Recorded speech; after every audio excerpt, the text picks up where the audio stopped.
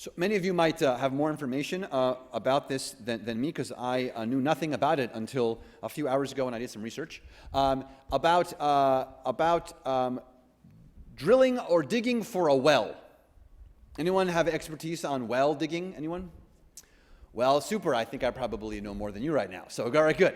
This makes me feel good. So, and it's not that much. So there are a lot of ways to drill or dig for a well. Most of the stuff that I researched came up with people who would dig physically with a shovel to dig for a well to find water. I've learned in my research that that's not really done anymore, and now there are drills for this, very large drills. And there are a variety of ways of drilling also to really excite you this evening. I thought I would share with you some variety of drilling. So stop me if you've heard them before. One is rotary well drilling, air drilling. It's a good one. Mud drilling would be the one I would like to try. That seems fun. Geothermal drilling sounds complicated. Something called cathodic drilling, which is for metals. Good one, huh? There's domestic drilling. There's commercial drilling. There's well repair, which is really good. And so I thought that you might find it interesting today to talk to you about different kinds of well drilling. Shabbat shalom. That was the entirety of the drash for tonight. Hope you liked it. So the wells are connected to this week's Torah portion called Toledot. There had to be a connection there, thinking to yourself, what is he talking about? And what is geothermal drilling? That sounds fun. That one or the mud drilling, I feel like. Tougher formations. All right, well, I'll read that some other time. So the Torah portion this week is called Toledot. It means generations. It's referring to the offspring of Isaac, and it talks about this sort of miracle birth for Rebekah. She gives birth to twins. Their names are Esau and Jacob. Thank you. Good. That was the congregational participation portion. Thank you for those of you who said Esau and Jacob. Yes. So those of you who said other words, thank you also. But the correct response was Esau and Jacob. So yeah. So is the excellent birth story of Jacob and of Esau, and the birth story is lovely. The story, as you might know, is that they're struggling in Rebekah's womb, and they're trying to see who comes out first. And so Esau is born first, and then Jacob is born clutching the ankle of Esau, because it's like they were fighting who would come out first. So, which on Thursday, a seventh grader said, "Think that really happened?" You know what I said? Yes. So I was like, I don't know. I wasn't there. Probably. I don't know.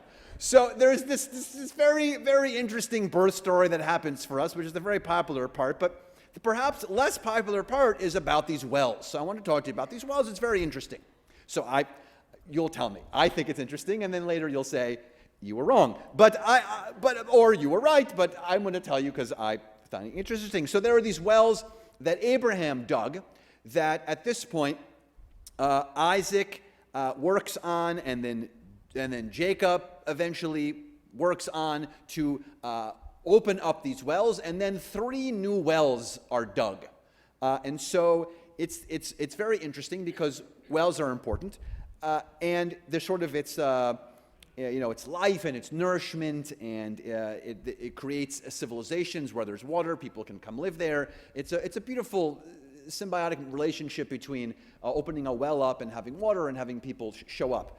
So perhaps the most popular of the wells that is opened up is, by the way, the Hebrew word for well is be'er.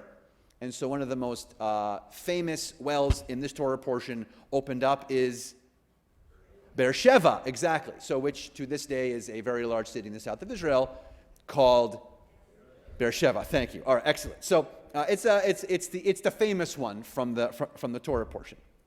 And so wells are interesting, I think, because we don't do anything there's no creating necessarily.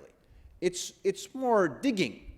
You're not doing anything. The water is already there. We're not, it's not this, ooh, look what I invented. I invented a well. You didn't invent a well. You found where there might have been water in the ground, then you drilled a hole, and then now look, there's water coming out. But we do nothing. That's not necessarily something that we take on. It's not new. We're making a path for something that exists already. And it's really not even a discovery. You don't, unless it's a dug well, you don't discover a well. Look, I found a well. No, you dig for one, right? You dig one. So it's not like, ooh, look, a well. Look at me. I'm a discoverer who found a well. Unless it's an archaeological piece of evidence that you find a well. So they're very interesting, I think. And so there's this concept that to dig a well, you need persistence. You pick a spot and you stick with it because you decide, okay, this is the spot where I think the water will be, and I'm going to now dig or drill. You don't stop until you hit some sort of rock part, and then you have to keep going, and then you won't be able to take your work home or go anywhere. The only way to stay with working on your well is if you stay working on your well. It's a pretty easy concept. So I want you to know that the Bible is full of wells. Rabbi Kahn mentioned this actually a few weeks ago, the perhaps most famous connection to a well. If you see a well in the Bible, it means, anyone? It means fertility, but particularly if you say life, yes, but if a well is mentioned a few minutes later, there promises to be oh, good, I heard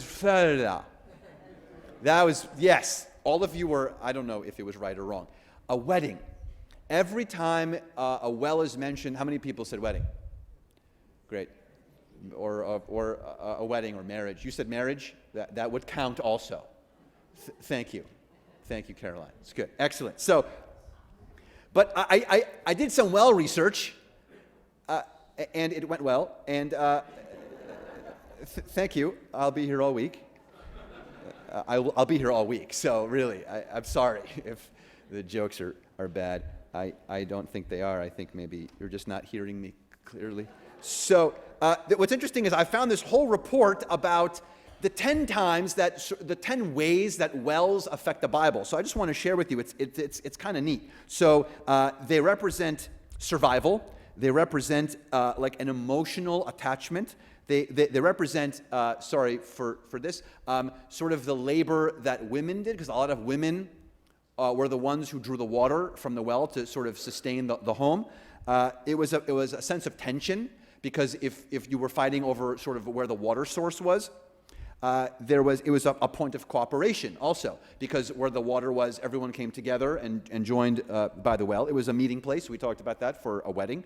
It was a landmark. It was a hiding place. It was a metaphor. And there's one citation where it's this connection to Revelation in the second half of the Bible. And so wells, a topic that we don't cover all the time, can reflect this also, that to dig a well, you need humility. If you're one of those creative types who needs to leave a personal imprint on everything one does, this commentary says, find another job. You're not creating the product. You're not even manufacturing it. It's there beneath the surface, ready and waiting. You're just there to remove the stuff that's in the way so that it can well up, fresh and bubbling of its own accord. So it's not about us. It's about the ability to bring forth something else. And so to dig a well, you need faith.